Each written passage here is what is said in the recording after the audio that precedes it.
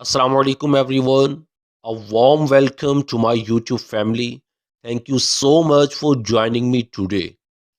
This video is definitely going to be great because we are going to discuss the present indefinite tense in a great way and in details. So let's start the video. But before I start, I would like to tell you something. It is stated knowledge will not be of any use to you unless you put it into practice. Means के जो कुछ आपने सीखा, आप जब तक उस पर अमल नहीं करेंगे तो ये आपको कोई फायदा देने वाला नहीं है। तो गाइस, आज की वीडियो में हम प्रेजेंट इंडेफिनिट टेंस के बारे में सीखने वाले हैं। बहुत सारे स्टूडेंट्स का ये मसला होता है कि उन्हें टेंसेस समझ में नहीं आते। तो उनकी आसानी के लिए मैंने 2-3 बुनियादी कॉन्सेप्ट्स को इस वीडियो में क्लियर किया है टेंस को शुरू करने से पहले, और ये हर टेंस को स्टार्ट करने से पहले जानना बहुत ज़रूरी है। तो इस वीडियो में हम सबसे पहले 3 ज़रूरी बातें सीखेंगे कि इनको सीखे बगैर किसी भी टेंस को समझ पाना ये नामुमकिन है। तो चलिए सबसे पहले हम सब्जेक्ट, ऑब्जेक्ट और वर्ब के बारे में सीखते हैं, क्योंकि इन तीनों का जिक्र बार बार टेंसेस में आएगा, तो इन तीनों का जानना बहुत ज़रूरी है। सब्जेक्ट क्या होता है? काम करने वाला। अब वो कोई शख्स भी हो सकता है, वो कोई चीज़ भी हो सकती है, वो परिंदा या जानवर भी हो सकता है। जिस तरह अहमद किताब पढ़ता है, तो पढ़ने का काम किसने किया? अहमद ने। तो अहमद क्या हुआ? सब्जेक्ट। इसी तरह परिंदा हवा में उड़ता है, उड़ने का काम किसने किया? परिंदे ने। तो परिंदा क्या हुआ? सब्जेक्ट। जानवर भी हो सकता है, जिस तरह शेर ने हिरन का शिकार किया, तो अब शिकार करने का काम किसने किया? शेर ने। तो शेर क्या हुआ? सब्जेक्ट। और इसी तरह बेजान चीज भी सब्जेक्ट बन सकती है, जैसे लाइट जल रही है, फूल खुशबू दे रहा है, पंखा चल रहा है। तो इन एग्जाम्पल से आई होप कि आपका सब्जेक्ट का जो कॉन्सेप्ट है ये क्लियर हो गया होगा।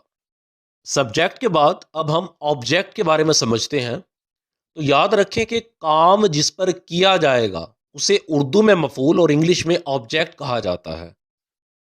मैं आपको एग्जाम्पल से समझाता हूँ। जिस तरह अहमद कुरान पाक की तिलावत करता है, तो तिलावत करने का काम किसने किया? अहमद ने। तो अहमद तो हुआ सब्जेक्ट। तो काम जिस पर हुआ, तिलावत करने का काम किस पर हुआ? कुरान पाक पर। तो कुरान पाक इसमें क्या होगा? ऑब्जेक्ट। इसी तरह मुसलमान नमाज अदा करते हैं, तो अदा करने का काम मुसलमानों ने किया, तो इसलिए मुसलमान क्या हुआ? सब्जेक्ट। लेकिन क्या अदा करते हैं? वो अदा करने का काम किस पर हुआ है? वो है नमाज। तो नमाज क्या हुई? ऑब्जेक्ट। इसी तरह शेर ने हिरन का शिकार किया, तो शिकार करने का काम तो किया शेर ने, इसलिए वो सब्जेक्ट हुआ। लेकिन जिसको शिकार किया, जिस पर काम हुआ, वो क्या है? हिरन। तो हिरन क्या बनेगी इसमें? ऑब्जेक्ट।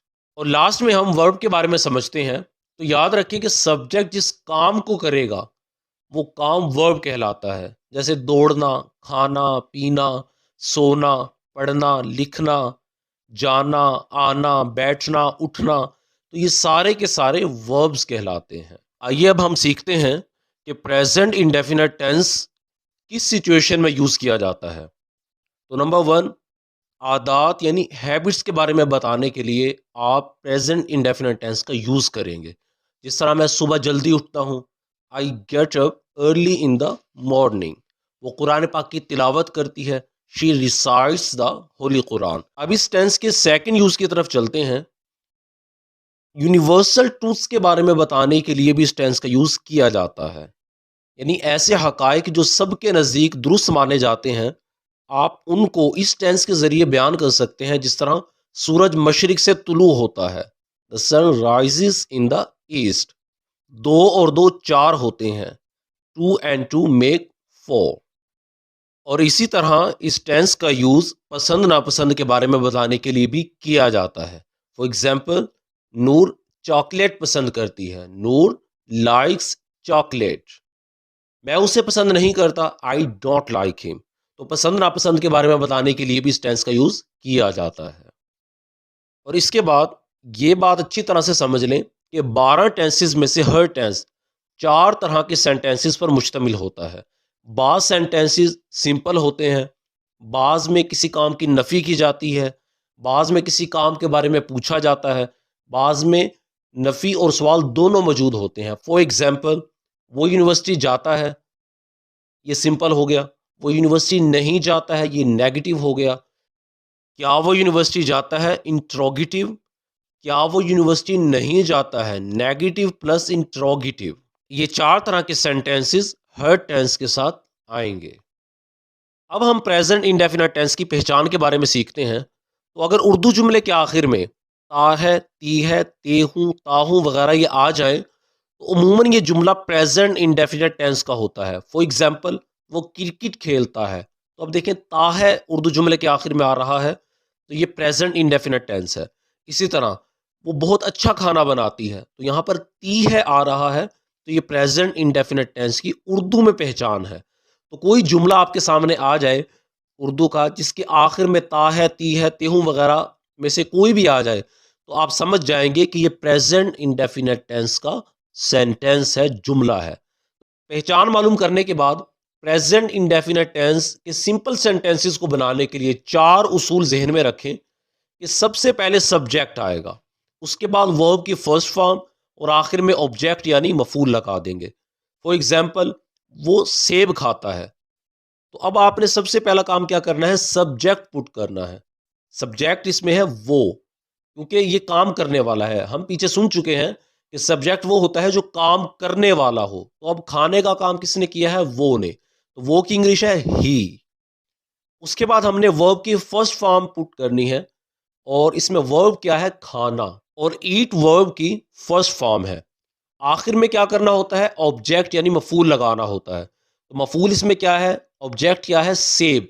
क्यों, क्योंकि खाने का जो काम है वो ऑब्जेक्ट पर हुआ है, तो फाइल जिस पर काम करेगा वो ऑब्जेक्ट होता है। तो यहां पर सेब ये ऑब्जेक्ट है। He eats Apple, he eats Apple. अब ईट के साथ एस क्यों लगाया, इसको हम आगे वाले रूल में समझते हैं। और प्रेजेंट इंडेफिनिट टेंस के सिंपल सेंटेंसेस को बनाने का दूसरा उसूल ये है कि अगर सब्जेक्ट ही, शी, इट या कोई वाहिद नाम हो, तो वर्ब के साथ एस या ई एस का इजाफा भी किया जाता है। For example, he eats Apple. आप देखें कि ईट के साथ हमने एस का इजाफा क्यों किया, क्योंकि सब्जेक्ट ही है। और अभी हम रूल पढ़ चुके हैं कि अगर सब्जेक्ट ही, शीट या वाहिद नाम हो, तो वर्ब के साथ एस या एस का इजाफा हम करेंगे। और तीसरा उसूल ये है कि अगर subject I, we, you, they या जमा नाम हो, तो वर्ब के साथ एस या ई एस का इजाफा नहीं किया जाएगा। फॉर एग्जाम्पल, हम अच्छी किताबें पढ़ते हैं, वी रीड गुड बुक्स। अब रीड के साथ एस का इजाफा नहीं किया, क्यों, क्योंकि जब subject I, we, you, they या जमा नाम हो, तो एस या एस का इजाफा हम वर्ब के साथ नहीं करेंगे। तो यहां पर इस एग्जाम्पल में वी ये सब्जेक्ट है, इसीलिए हम रीड के साथ एस या एस का इजाफा नहीं करेंगे। तो इस उसूल को आपने अच्छी तरह से याद रखना है। बहुत सारे स्टूडेंट्स इसमें मिस्टेक कर देते हैं, जहां पर एस या एस का इजाफा करना होता है वहां मिस कर देते हैं, जहां नहीं करना होता वहां कर देते हैं।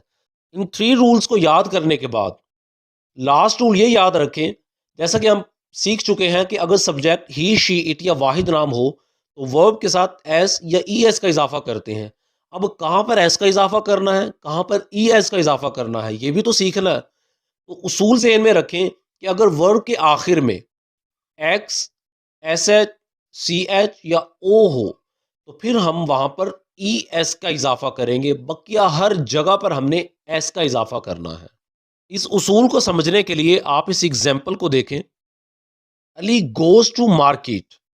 अब देखें कि रूल हमने पढ़ा, अगर सब्जेक्ट ही, शी, इट या वाहिद नाम हो, तो वर्ब के साथ एस या ई एस का इजाफा करते हैं। अब इसमें सब्जेक्ट है अली जो कि वाहिद नाम है। अब जो इसमें वर्ब है इस सेंटेंस में, उसके साथ एस या ई एस का इजाफा तो करना है, लेकिन कहाँ पे एस का इजाफा करना है, कहाँ पे ई एस का इजाफा करना है, ये रूल भी हम पढ़ चुके कि अगर वर्ब के आखिर में ओ हो तो ई एस का इजाफा करेंगे। तो अब गो के साथ इसलिए हमने ई एस का इजाफा किया। नेक्स्ट एग्जाम्पल को देखिए, शी वॉशेज द क्लॉथ्स। अब सब्जेक्ट शी होने की वजह से वर्ब के साथ एस सी आई एस का इजाफा करना है, लेकिन रूल हमने पढ़ा कि अगर वर्ब के आखिर में एस एच हो तो फिर हमने ई एस का इजाफा करना है, एस का इजाफा नहीं करना।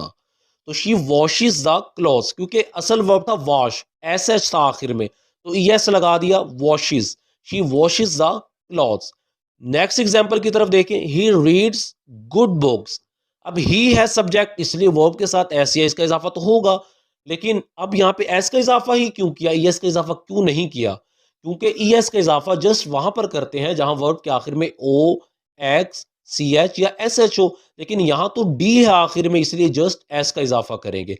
नेक्स्ट एग्जाम्पल की तरफ देखिए, शी वेयर्स न्यू शूज। अब यहां पर भी देखें, जस्ट एस का इजाफा किया है, ई एस का इजाफा नहीं किया। क्यों? क्योंकि वर्ब के आखिर में आर है, ना तो एक्स है, ना ओ है, ना एस एच है, ना सी एच है, इसलिए हमने ई एस का इजाफा भी नहीं किया। क्योंकि जब इन चार के अलावा वर्ब के आखिर में कोई और लेटर हो तो वहां पर जस्ट एस का इजाफा करते हैं, तो इसलिए शी वेयर्स न्यू शूज।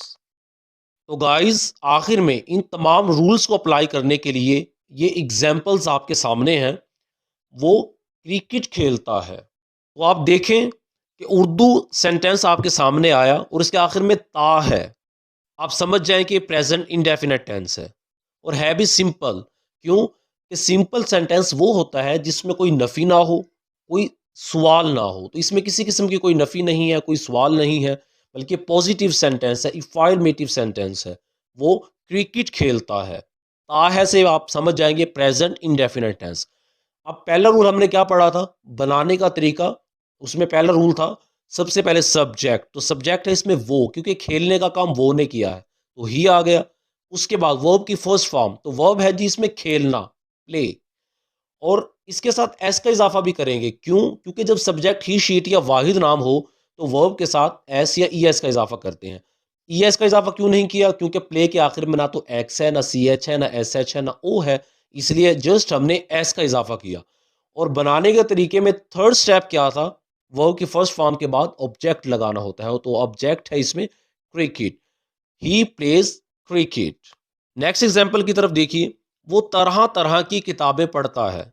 अब इसके आखिर में भी ता है आ रहा है, तो समझ जाएं कि प्रेजेंट इंडेफिनेट टेंस है और है भी सिंपल, क्योंकि इसमें किसी किस्म की नफी नहीं है, कोई क्वेश्चन नहीं है, तो सिंपल सेंटेंस है, पॉजिटिव है। अब इसके बनाने के तरीकेकार को आपने फॉलो करना है। सबसे पहले सब्जेक्ट, तो सब्जेक्ट है इसमें वो, क्योंकि पढ़ना वो के जरिए हुआ है तो वो है सब्जेक्ट, क्योंकि काम किया है वो ने, सब्जेक्ट आ गया ही। उसके बाद सेकंड स्टेप क्या है? वर्ब की फर्स्ट फॉर्म, तो वर्ब है इसमें पढ़ना, रीड, ही रीड्स। ऐसे ही इसका इजाफा क्यों किया? ये रूल भी हम पढ़ चुके कि अगर सब्जेक्ट ही, शीट या वाहिद नाम हो तो वर्ब के साथ एस या ई एस का इजाफा करेंगे। और यहाँ पे एस का इजाफा क्यों किया? क्योंकि वर्ब के आखिर में ना तो एक्स है, ना ओ है, ना एस एच है, ना सी एच है, इसलिए जस्ट हमने एस का इजाफा किया। तो सब्जेक्ट भी आ गया, वर्ब भी आ गया, आखिर में क्या रह गया? ऑब्जेक्ट। तो various kinds of book, various kinds of book, ये पूरे का पूरा ऑब्जेक्ट हो जाएगा। He reads various kinds of book. Next example की तरफ देखिए, हम रात 10 बजे सोते हैं। We sleep at 10 PM। We sleep at 10 PM। अब आप देखें कि सोते हैं, इसमें ते हैं आ रहा है, समझ जाएं प्रेजेंट इंडेफिनिट टेंस, नफी नहीं, क्वेश्चन नहीं, समझ जाएं सिंपल सेंटेंस। बनाने के तरीकेकार को फॉलो करें। सबसे पहले सब्जेक्ट, तो सब्जेक्ट है इसमें हम, क्योंकि सोने का काम हम के जरिए हुआ, सब्जेक्ट वी। उसके बाद वर्ब की फर्स्ट फॉर्म, वर्ब है इसमें सोना, स्लीप, और इसमें एस या इसका इजाफा क्यों नहीं करेंगे? क्योंकि जब subject I we you they या जमा नाम हो तो वर्ब के साथ एस या इसका इजाफा नहीं किया जाता। वी स्लीप, अच्छा रात 10 बजे, वी स्लीप एट 10 PM, हम रात 10 बजे सोते हैं। नेक्स्ट एग्जाम्पल है, मैं अपनी माँ से मोहब्बत करता हूं। I love my mother. आप देखें कि उर्दू सेंटेंस के आखिर में ताहू आ रहा है, पहचान प्रेजेंट इंडेफिनिट टेंस की। उसके बाद आप इसके बनाने के तरीकेकार को फॉलो करें कि सबसे पहले सब्जेक्ट आई आ गया, उसके बाद वर्ब मोहब्बत करना, लव, ये आ गया, और लव के साथ एस या एस का इजाफा नहीं किया। क्यों? कि सब्जेक्ट आई है, और जब subject I we you they या जमा नाम हो तो वर्ब के साथ एस या एस का इजाफा नहीं किया जाता। आखिर में ऑब्जेक्ट आ गया, I love my mother. Next example, वो बर्तन धोती है। ती है आ रहा है, प्रेजेंट इंडेफिनिट टेंस की पहचान, पॉजिटिव है, किसी किस्म की नफी नहीं है, क्वेश्चन नहीं है, पॉजिटिव है। बनाने के तरीकेकार को फॉलो करें। सबसे पहले सब्जेक्ट वो, शी आ गया, उसके बाद वर्ब धोना, शी वॉश। अब चूंकि सब्जेक्ट शी है तो वॉश के साथ ईएस का इजाफा भी करेंगे, शी वॉशिज। उसके बाद ऑब्जेक्ट, शी वॉशिज द डिशेज। तो सब्जेक्ट आ गया, उसके बाद वर्ब की फर्स्ट फॉर्म और आखिर में ऑब्जेक्ट आ गया। तो आप देख सकते हैं इन तमाम एग्जाम्पल्स में मैंने जो जो भी आपको पढ़ाया है सारा का सारा मैंने एग्जाम्पल पर उसको अप्लाई किया है। तो आप अगर इस वीडियो को अच्छी तरह से समझ सके हैं तो बहुत अच्छी बात है, नहीं समझ पाए तो इसको दोबारा देख लीजिए, इंशाल्लाह आपके सारे के सारे कॉन्सेप्ट्स जो है वो क्लियर हो जाएंगे। तो गाइस आई होप कि आपको हमारी ये वीडियो पसंद आई होगी, तो कमेंट्स में अपनी राय से ज़रूर आगाह करें। अगर चैनल सब्सक्राइब नहीं किया तो वो भी कर लीजिए। इस वीडियो का second part next time upload किया जाएगा क्योंकि ऑलरेडी वीडियो काफ़ी लॉन्ग हो चुकी है। अस्सलाम वालेकुम।